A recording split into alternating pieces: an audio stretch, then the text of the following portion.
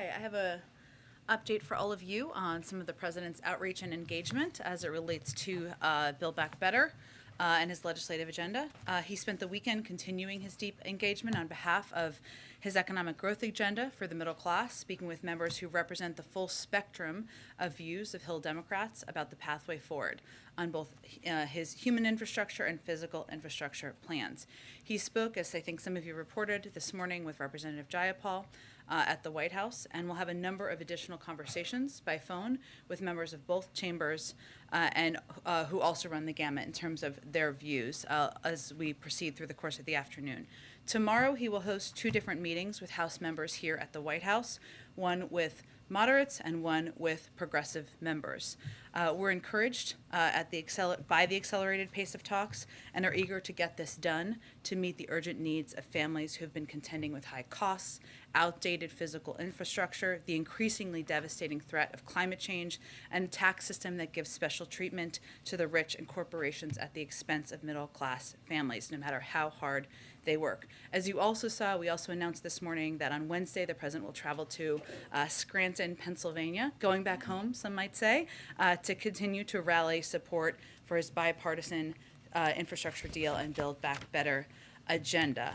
There continues to be strong, broad agreement in Congress and among Americans of all stripes, political stripes, about the values at the core of the president's agenda, ensuring our economy works for the middle class, not just those at the top. Alex, why don't you kick us off? Two foreign and one on nominations. To start, can you update us on the status of the U.S. and Canadian missionaries that were kidnapped in Haiti over the weekend?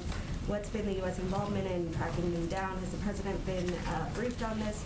And is there any update on sort of their status? Sure.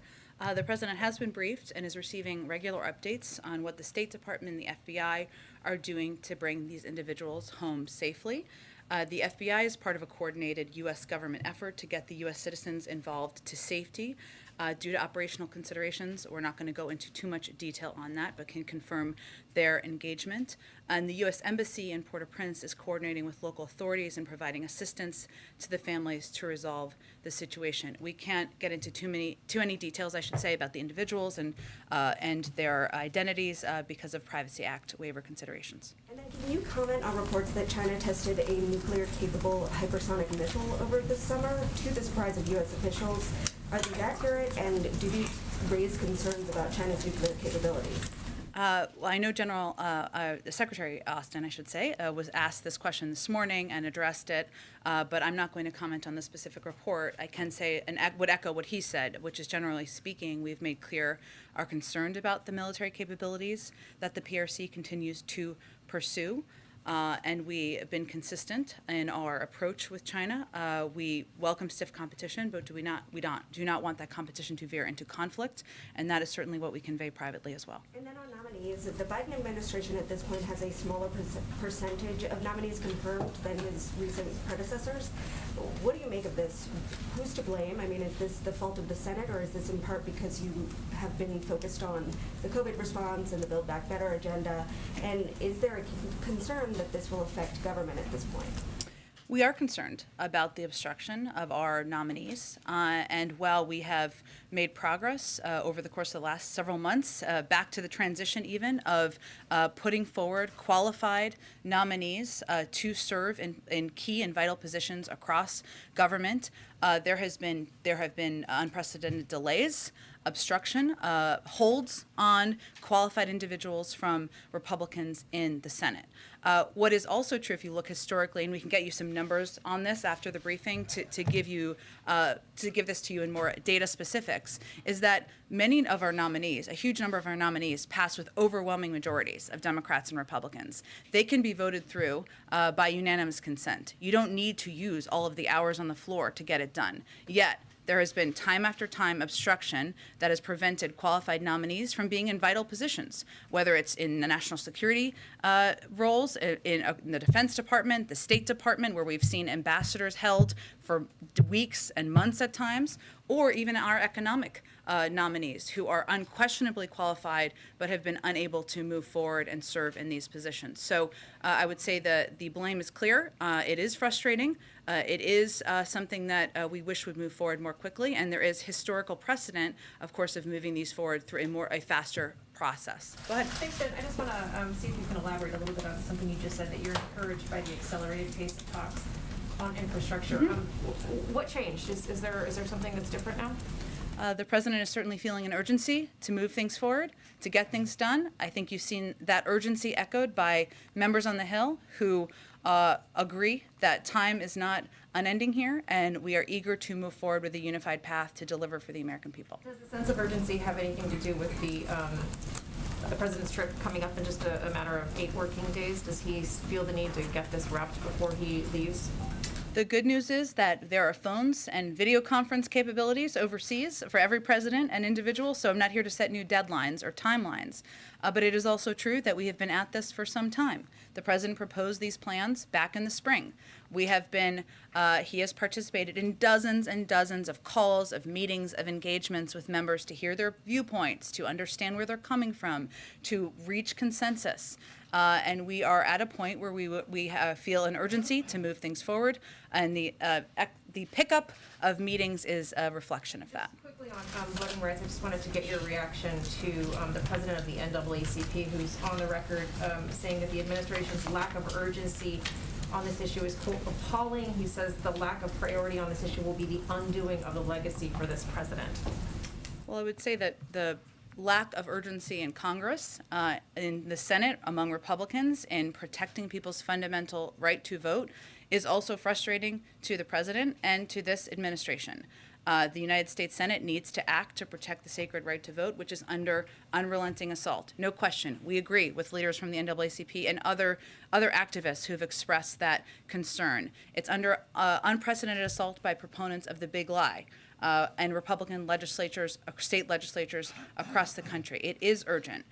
Senate Democrats have been working hard to draft legislation that I would note includes traditionally bipartisan provisions, protecting people's fundamental right, making it easier and more accessible to vote. I'd also note the president will be engaging in a couple of calls, in addition to these Build Back Better calls, with members, which will provide a readout to all of you on this afternoon about the voting rights legislation that will be put forward. But I would say that right now, the question for us, and I bet you we share this view with a number of civil rights leaders, is for Senate Republicans and what kind of leaders they want to be. Are they going to play a role in making it easier and more accessible to vote? Are they going to protect this fundamental right? Or are they going to continue to be obstreperous, to use a word the president has used in the past, and put Democrats in a position where there is no alternative but to find another path forward? So it's really up to them. These are bipartisan proposals that have had bipartisan support. We're talking about people's fundamental rights. Go ahead. Does the president feel the need to mediate the current war of words between Senators Manchin and Sanders we've seen play out? To mediate the war of words, I would say the president has been in touch with both senators, not to mediate words, but to better understand the path forward and what are priorities to each of them. And he will continue to play that role. And then 2 quick ones on policy. Senator Manchin has been pretty clear about his position or opposition to a clean energy standard for a while now publicly. Presumably that's given your team time to try and figure out workarounds to that. Does the president still believe he can meet his emissions goals if a clean energy standard or CEPP is not in his final proposal? Well, President Biden has been clear about what he supports. 100% clean power by 2035 is a goal he committed to over a year ago. As you all know, that's why I think you're asking about it, and he remains committed to it. The good news is there are a range of good ideas and proposals out there from members of Congress about how this legislation can help meet that goal.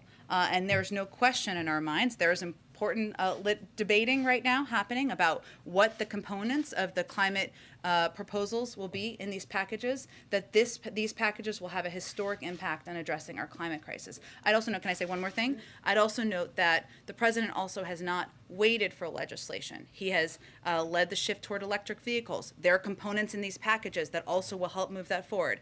Phased out super pollutants like HFCs to greatly reduce emissions. Made across government investments in clean energy like offshore wind and solar. Made historic commitments to use every lever at his disposal to advance environmental justice and spur economic opportunity. So it is absolutely pivotal that these pieces of legislation have climate components, and they will, to address the climate crisis, but he has also not waited for that. He's also taken actions of his own accord. And then one more, one of the critical pay-fors in the package is tax enforcement. And I know you've discussed this a couple times the last couple of weeks, but given the scale of the ramp-up we've seen from the banking industry and opposition to the proposal you've laid out, what's the sense from the White House in terms of the pushback against that, or if they're concerned about the future of that proposal? Well, it should not be lost on anyone that the loudest opposition to these proposals and the biggest ad spending against them is from the biggest banks who simply do not want to be bothered by additional reporting on inflows and outflows. That should not be lost. We can certainly get you the numbers, or it's publicly available out there on how much money is being spent and how vocal this opposition is. I would note that the top 1% is responsible for $163 billion a year in owed but unpaid taxes. So this proposal we're talking about is about preventing high-income individuals who are not typical wage earners, meaning they don't get paid through standard payroll, W-2s. The vast, vast majority, I think it's something like 97% of wage earners are paying the taxes they owe. We're not talking about that here. We're talking about the highest income individuals, 1%, who are responsible for $163 billion a year in owed but unpaid taxes. There are discussions, active discussions, I would note, with Senator Wyden and others in Congress about how to ensure this is absolutely targeted at those who evade tax obligations, including on the cap and potential exemptions. But let's be clear what this is about. It's about big banks deciding to protect wealthiest Americans that get away with not paying the taxes they owe by fighting this common sense solution, and we want to be clear about that. Go ahead. You know, I wanted to ask you about Moderna and the kind of concerns that exist on production levels. What is the Biden administration doing to sort of lean on this company? And Kessler has talked about using the tools that are available. Are you going to use the Defense Production Act, and how soon could that happen, and how quickly could that get production going? I don't have any new actions to preview for you, but what I can, and I think what you were alluding to, but for others who didn't see, Dr. Kessler did not mince words in his expression of what Moderna should be doing here, which is sharing their know-how with other parts of the world in order to increase capacity and production, something that we definitely support. So the process of technology transfers, as you know, involves teaching another company how to make a vaccine that takes specialized scientists and transferring intellectual property. We actually absolutely want that to happen. But my understanding is also that the U.S. government does not have the ability to compel Moderna to take certain actions. But it is something we support, we want to happen, and Dr. Kessler has been quite vocal about it as well. Is the president going to get involved in this discussion in any way in terms of maybe reaching out to the CEO? He's had conversations with other CEOs, of course. I don't have anything to preview on that front. I think there had been some questions, which is why I mentioned that we don't have the legal ability to compel. That doesn't change regardless of who's having the conversation, but certainly we have been pretty crystal clear about what we'd like to see happen here. Let me just follow up on that. The Defense Production Act does give you certain tools. Have you ruled out using it in this case? I'm not here to announce, preview, or rule out anything, but just to convey that our position continues to be that we would like to see them share their know-how to address this global pandemic. Can I just ask on the nominations question? Yeah. You mentioned the economic nominees, too. Yeah. To what extent does it hurt you that you don't have key Treasury nominees in place to help you as you're addressing these questions that we're discussing now in terms of the economic impact of the measures that are in the legislation? You mean in implementing measures once they're passed into law? Right. I mean, you don't have the Assistant Secretary for Legislative Affairs. You don't, Right. There are certain people who, for policy, the sort of key policy makers at Treasury who would be advising Secretary Yellen are not in place. Does it hurt you in your effort to move forward? Well, Andre, I think there's no question first that there are career employees in every agency, including the Department of Treasury, who have vast experience and play vital roles at this moment in time. It is also true that the preference of any president is to have the individuals they've nominated, qualified individuals who have unquestionable credentials serving in these roles. That is the preference. That does make things easier. Then that is what we would like to see moving forward. Go ahead. Thank you, Jen. There is a mask requirement inside D.C. restaurants, yet President Biden and the First Lady were not wearing masks while walking around a D.C. restaurant on Saturday. Why? Well, I think what we were referring to is a photo of them walking out of a restaurant after they had eaten, masks in hand, where they had not yet put them back on yet. So I would say, of course, there are moments when we all don't put masks back on as quickly as we should. But I don't think we should lose the forest through the trees here, and that our objective here is to get more people vaccinated, make sure that that schools and companies around the country can put in place requirements to save more lives and keep people safer, and not overly focus on moments in time that don't reflect overarching policy. It was not just exiting the restaurant, though. He was walking through the restaurant with no mask on. There is a carve-out for people under 2 or people who are actively eating or drinking, so I'm just curious why the president was doing this. I think I just addressed it, Peter. Okay. Why did the president break his promise not to enter into any decisions about what cases the Justice Department should bring and not bring? How did he break his promise? Well, he was asked if the DOJ should prosecute people who defied January 6th committee subpoenas, and he did not say, I will let the Justice Department decide. He said, yes. Well, let me reiterate, and I put out a statement also on Friday night on this, where I conveyed clearly that, one, the president continues to believe that January 6th was one of the darkest days in our democracy. He also continues to believe that the Department of Justice has the purview and the independence to make decisions about prosecutions. And that continues to be his view, and that continues to be how he will govern. You say that is his view, but that is not what he said. I just conveyed what his view is, and that is also how he has operated, how he has governed, and how he will continue to govern. And I think that's what's important for people to watch. So then what's changed since last year when he said, I will not do what this president, former President Trump does, and use the Justice Department as my vehicle to insist that something happened? Well, since you give me the opportunity here, former President Trump used his office to incite an insurrection. He put political pressure on senior DOJ officials to propagate lies about the election to the point where they threatened to resign en masse. I think there's hardly a comparison there. But he said, President Biden said, the Justice Department in my administration will be totally independent of me. And he said he would not enter into any decisions about what cases the agency would bring and not bring. How is that not exactly And what he he's has doing? not, and he will not. And So criminal he asked him prosecutions about prosecutions, are their and he said sole he wants it to purview. happen. Criminal prosecutions are the sole purview of the Department of Justice. That is the president's position.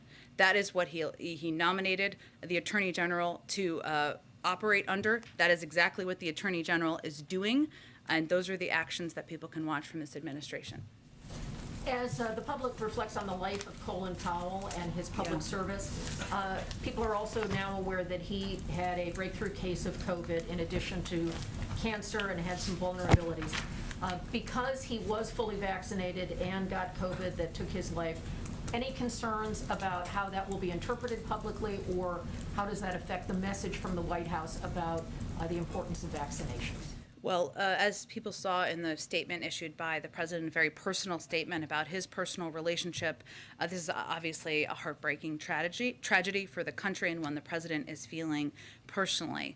There are extremely rare cases of deaths or hospitalizations among fully vaccinated individuals. That has been the case even before the death of Colin Powell, especially among older people over a certain age, and people who have underlying health issues or people who are battling other diseases. That has been the case. It is also the case, and this is important for people to know and understand out there who are concerned, that an unvaccinated person has a more than 10 times greater risk of dying from COVID-19 compared to a fully vaccinated person. So there's no question that vaccination, that taking precautions can save lives.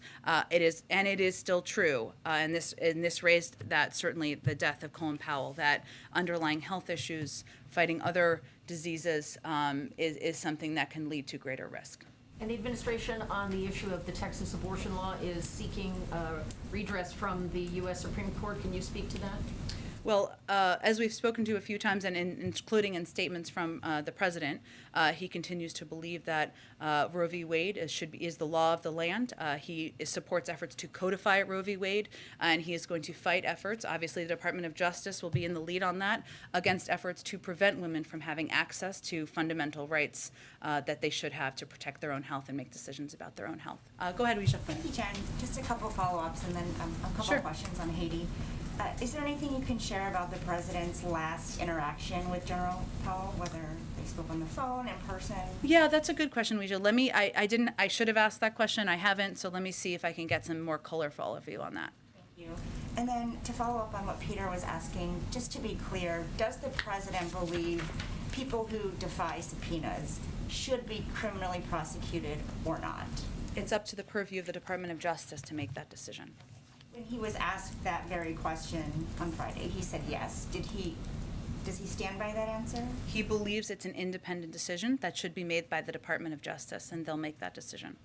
And then on Haiti, is the president considering sending in the U.S. military to help rescue the Americans who are kidnapped?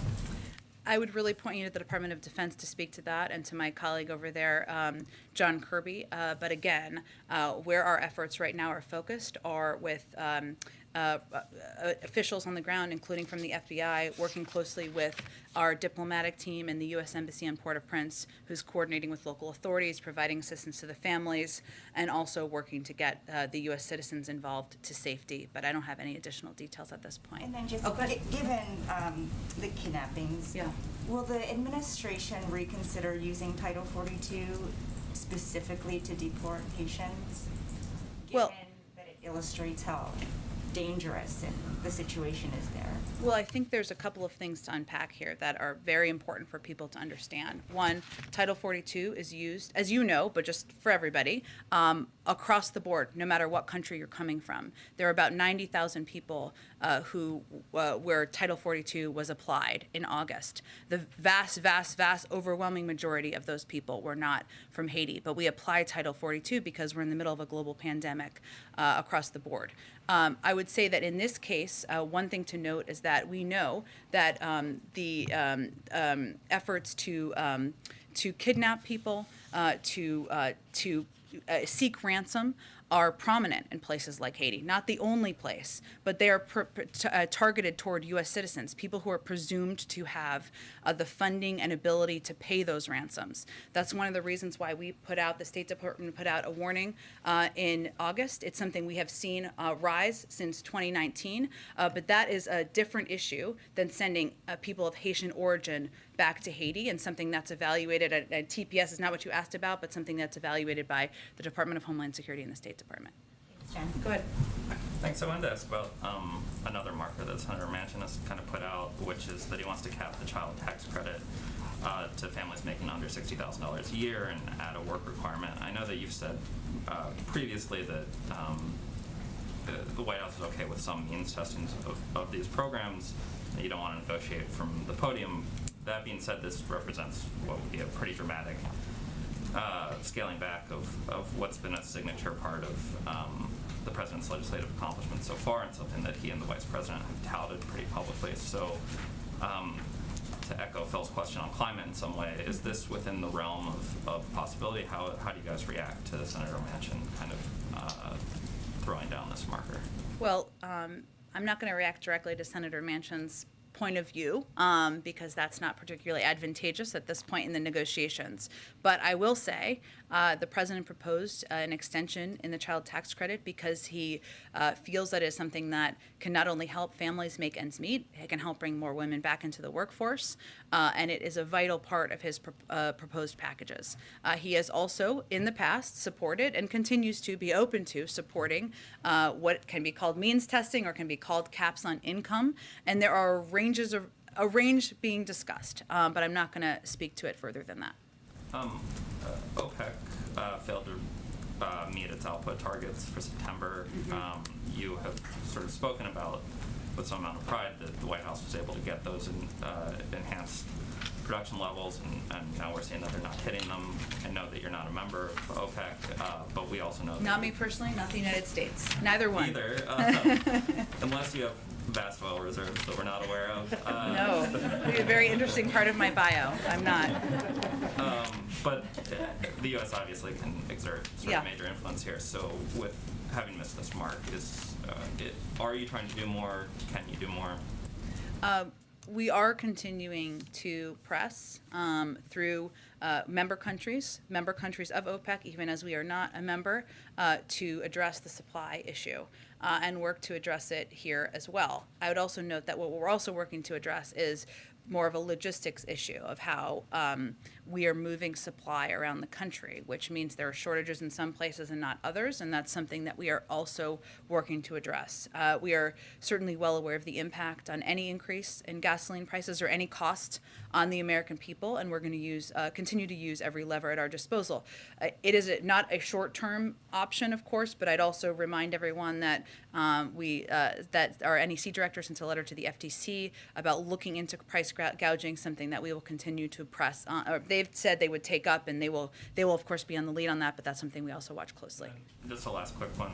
Could you kind of flesh out the thinking behind the president's travel schedule? I mean, not to dismiss the great state of Connecticut or even Scranton, a place that obviously holds some nostalgic value for the president, but it's been pretty clear that the sticking points at this point are West Virginia and Arizona. We saw play out with Bernie Sanders that Joe Manchin doesn't necessarily like people coming into West Virginia and telling them what they think they should do, but why hasn't the president focused more of his attention on those states, particularly with his travels? He tries to make the case for his agenda.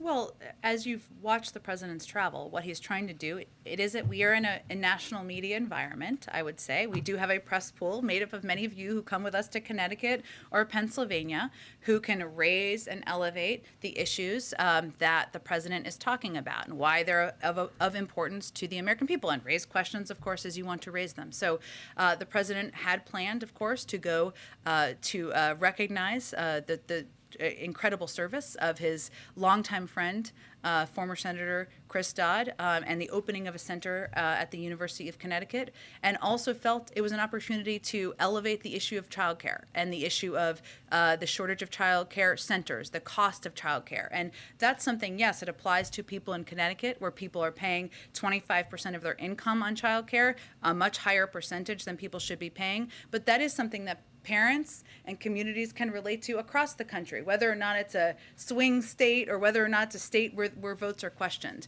And Pennsylvania is certainly a state, as you know, close to the president's heart, but one where he has the opportunity to elevate some components of his Build Back Better agenda, of the infrastructure package, to explain to the public why these are important issues he's fighting for. So I think it's all through the prism of what's most constructive, but we recognize people like what's in there, they don't know what's in there, and he's going to be out there doing more of it.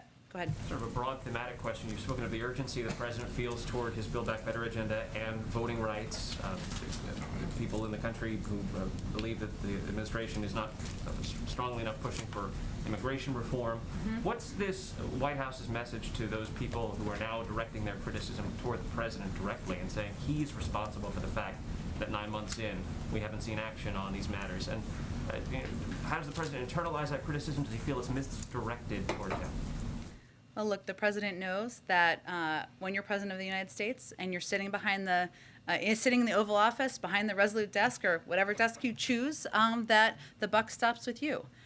He also knows, having served 36 years in the Senate, that you need partnership in Congress to get bills passed. And that's the only way to make permanent change happen. So while he has taken action, executive actions, in a lot of these areas to put in place positive change, whether it's voting rights, whether it's doing more to have a more humane immigration system, in order to have fundamental change that is going to make people's lives better, that is going to fix broken systems, you need Congress to act. act. That's how our system is set up historically. We've seen on immigration, of course, 2 attempts to move things through the parliamentarian. The president's support in legislation has supported those efforts, and he's going to continue to work with Congress to get that done. And on voting rights, again, I'd reiterate what I said a few minutes ago. You know, the president is going to be engaged with Democrats and a range of members about the vote that's happening this week. It is something he believes it's a fundamental right, and his view is this question is really now on Republicans and what role they're going to play in history. And that's what he would tell I people. guess my question is, does he feel that the criticism of him is unfair? I don't think he has the luxury of analyzing the fairness or unfairness of criticism. Go ahead. Thanks. I know that we mentioned climate earlier, talked about climate earlier. I was wondering, though, when it comes to the clean energy performance plan, if that is not in the Build Back Better plan reconciliation bill, if that is not in there, how can the U.S. meet the climate goals that the president has set out? Well, I'm not going to speculate what's in or out as the negotiations are continuing. What I alluded to earlier is the fact that there are a range of climate ideas and proposals that are out there, both from what the president has proposed and also other ideas proposed by members of Congress, Democrats in Congress, about how to help address the climate crisis. And there's no question that whatever lands in the bill, it will be have a historic impact on addressing the climate crisis. But I also touched on a number of the steps that he's taken through his own executive actions and leadership to address the climate crisis. And we remain confident about our ability to meet the goal. And I guess, so this White House feels like, and I understand you can't say what's in or out of the bill, but you feel like you can meet your climate goals without a clean energy plan for power. You feel like that is possible. And can you explain how that would be done? Again, there's a range of proposals out there. As these proposals move forward, we'll continue to have a discussion about this. But we are confident that these packages will have an enormous impact on addressing the climate crisis. There are a range of ideas out there that have a great deal of support in Congress to do exactly that. And there are also a range, but I'm not going to outline those from here while these negotiations are ongoing. But we remain confident in our ability to reach our goal. Like when it comes to the idea of means testing, talking to a lot of experts on inequity and economic inequality, one of the concerns that they have with means testing is that you could lock in some of this inequality that the White House has said it is so concerned about, and that they feel like means testing really can lock out people who really need help. And really not allow the changes that this White House has said are needed. How does the White House respond to that when people say that means testing is not the way to deal with these type of economic inequalities and inequities? Well, means testing, I think, always has a bad connotation. And what we're really talking about here is a cap on income. So we're talking about targeting and focusing the president's proposals in some areas on people who need help the most under a certain income, and not providing this aid, assistance, whatever it may be, to people who are in higher income brackets who may not need that assistance. So it is actually about protecting, saving, ensuring that assistance and that tax cuts and that a little bit more breathing room is given to the people who need it and not the people who need it less. But does that put more administrative burden on how these programs are implemented when you do means testing? I'm not sure what you mean by that. Administrative burden in that On you have whom? to prove, people have to prove that they don't make money or that they don't make enough money or they have to prove that they're working, etc. So that puts a burden on those people who have to make those. Well, but we're talking about people filing taxes, and it's based on what their income is typically. That's something they would already do, and they would benefit from a range of programs, as they already have since the president took office, whether it's the child tax credit, earned income tax credit, other proposals that we're talking about targeting it at the people who need help the most, not additional proof, but targeting it at certain income levels. Go ahead. Thank you, Jen. Just 2 quick questions. The first, you had alluded a minute ago to the press pool traveling with the president to Connecticut and later this week, Scranton. In a week and a half, he's going to the Vatican. And I wonder if the White House can commit to that meeting with the Pope, which is a historic meeting, being public, or that the press pool will have access to that. Well, I would first say that when we visit another country, often it is the conditions or the of what that country or what that entity proposes, and we always work for more access. We always fight for more access as we travel around the world, as you know. In terms of the specific press access for the Vatican, I don't have any updates for you on that.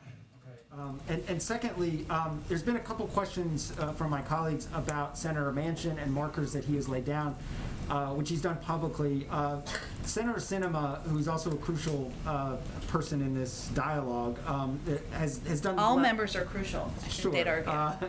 She's done a little bit less of that publicly. There's been some consternation as to what her wishes and demands are in this. Does the White House have a good understanding of that? And if so, is it sharing that with congressional Democrats? There are a range of conversations happening behind the scenes. I'll let these senators outline their proposals, what they support and don't support themselves. But on the White House side, do you guys know what she's wanting to be in or out of the bill? Again, we'll let them all speak for themselves. I'm not going to confirm or give more details from here on their positions. So DHS announced that they're bolstering their intelligence to better gather, information and to monitor and predict migrants coming from South America and Central America. Why is this happening now, and why wasn't it in place already? So, I'm not actually sure what you're referring to. I'd have to dig into it further. Is it a specific program or? Yeah. So NBC News reported earlier today that they're building an intelligence gathering sort of cell, which DHS has confirmed to me as well that they are doing, to help better monitor and predict migrants that are coming, that could help DHS get resources to the border if they see migrants coming.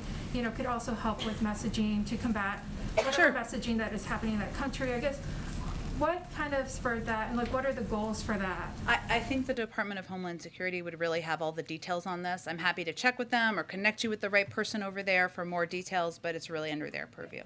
And one question, I guess, with this kind of bolstering of intelligence, especially, in South America where we saw many of the Haitian migrants coming from, I guess, how does this affect, the White House, the Biden administration's goal to address root causes, which has been mostly focused in Central America?